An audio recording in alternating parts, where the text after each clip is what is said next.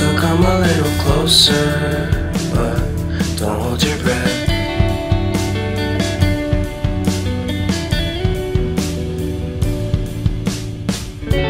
Silence in the background, violence in your eyes now.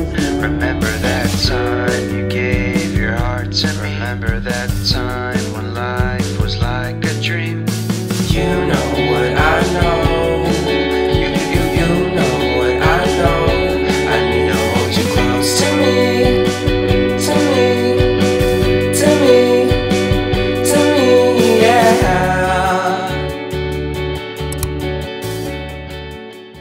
My heartbeat, yeah, it's pumping so loud. It's the rhythm of love, baby, that I found when the music plays. I just can't help but sway. Nothing else matters. It's my heart that obeys.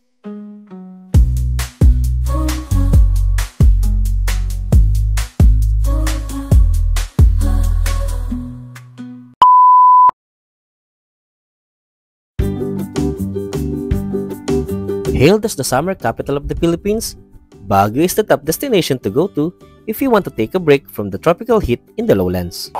Maligayang pagbabalik sa aking channel mga kabeheros, dahil sa video ito ay nasa Baguio tayo.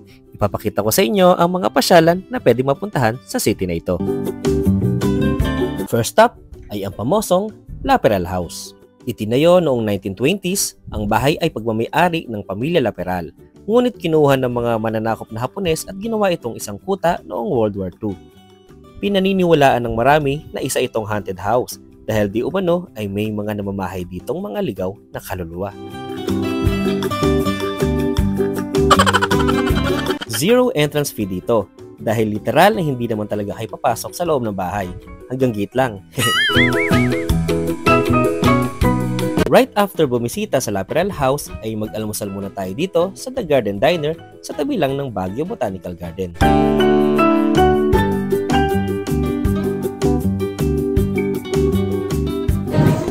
First meal in Baguio.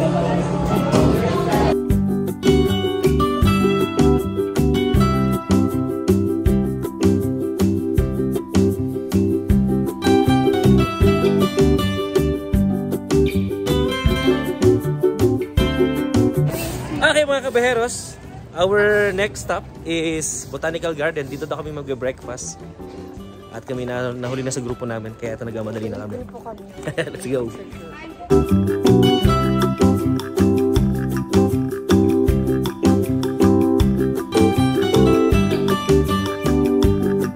Okay mga kabeheros, nandito na kami ngayon sa mismong loob ng Botanical Garden dito sa Baguio. And entrance niya is 100 pesos each pag hindi ka taga Baguio. Pero kung taga Baguio ka, 50 pesos lang.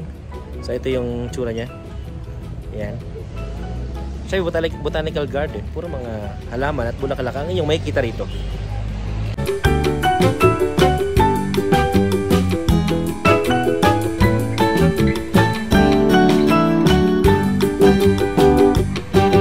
Now, titignan natin kung totoo itong mga poinsettia kasi kung totoo man, first time ko makahawak at makakita ng totoong poinsettia. Totoo siya. Totoo siya. Hindi siya yung mga dinidisplay sa mga mall na plastic lang.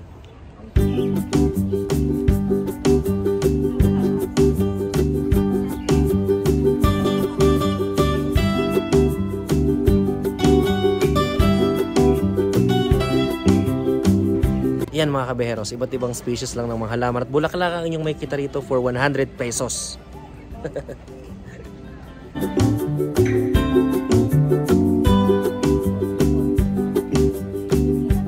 Akala nyo yun mga kabeheros, after 17 years nakabalik tayo ulit dito ng Baguio. And sa Botanical Garden, this is our first time kasi hindi kami pumasok dito noong 2007. Doon lang kami sa entrance, nagpa-picture lang. And then umalis na agad kami. And this is the first time nga na makapasok dito. At ito pala itsura nun. Maganda naman siya, worth it naman yung 100. Kasi nga talagang full bloom yung mga bulaklak tulad ng mga poinsettia na yan. Ayan, ang daming poinsettia ngayon. Tama-tama kasi nga Christmas season. Kaya iyan ang makikita nyo mga bulaklak.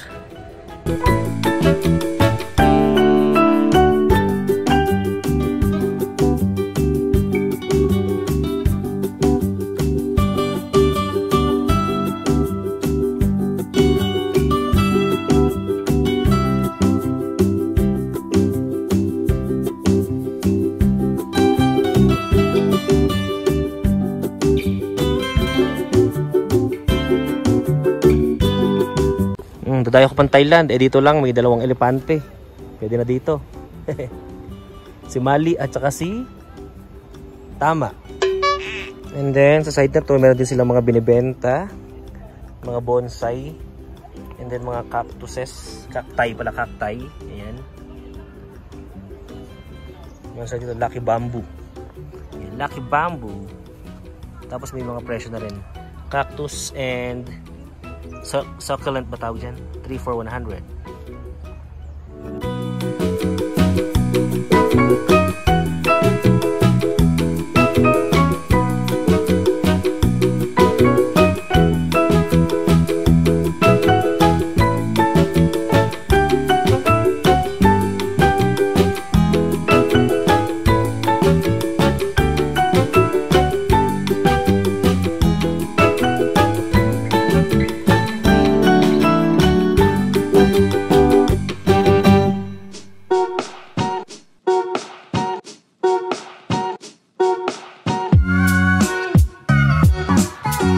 Matapos libutin ang kabuuan ng garden ay pwede na kayong mamili dito sa souvenir shop paglabas lang ng botanical. May mga t-shirts, strawberry at ube jam, peanut brittle, keychains, rep magnet at iba pa.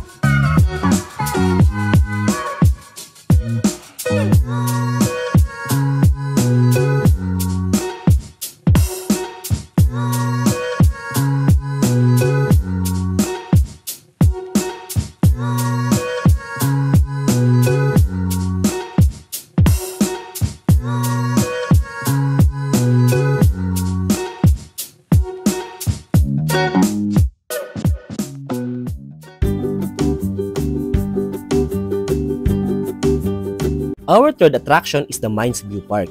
Personally, wala talaga akong nakikitang espesyal sa lugar na to.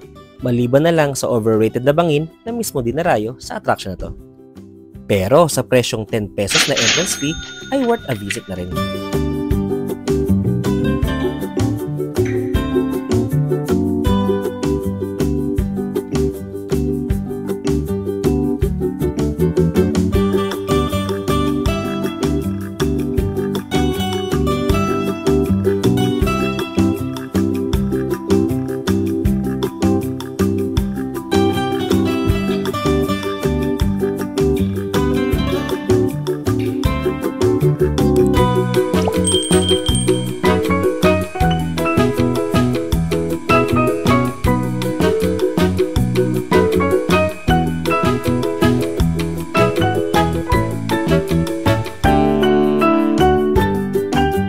Dito sa Mines View Park kami nagtry ng Cordilleran attire na nagkakahalaga lang ng 50 pesos. Worth a try din siya kung gusto nyo ma-experience ang katutubong kasuotan ng mga taga Baguio. At insta-worthy rin para sa murang halaga.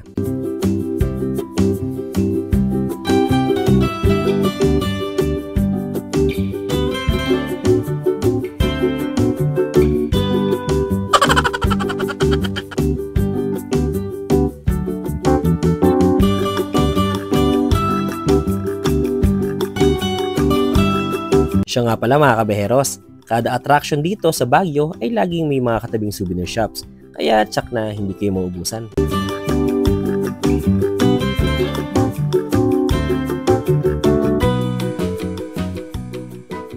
Our next stop is Bamboo Forest ata ito. Kung kayo ay nakapag-usaka na, parang ganito siya, kasi puro siya kawayan. Ayan. So wala tong entrance actually, kung magkano, wala. Pero pwede ka mag-donate. Kami nag-donate lang kami, tig 10 pesos ata. So yun, pwede na yun. Sa mga bago attractions na napuntahan ko, na hindi ko napuntahan dati. Kasi parang wala pa ata to dati. So ngayon ito, dito na tayo.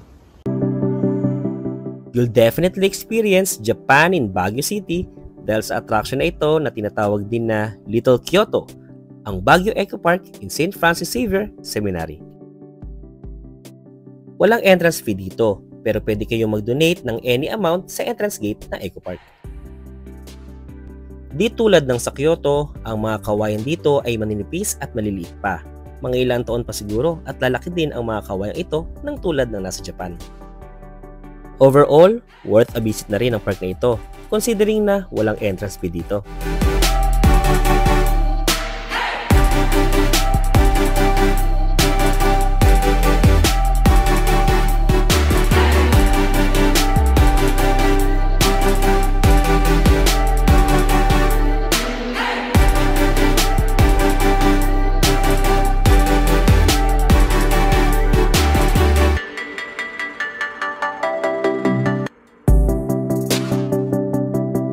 Bago kami dumiretso sa aming accommodation at kumain ng lunch, ay nag-short visit na din kami dito sa La Trinidad, ang kabisera ng Benguet.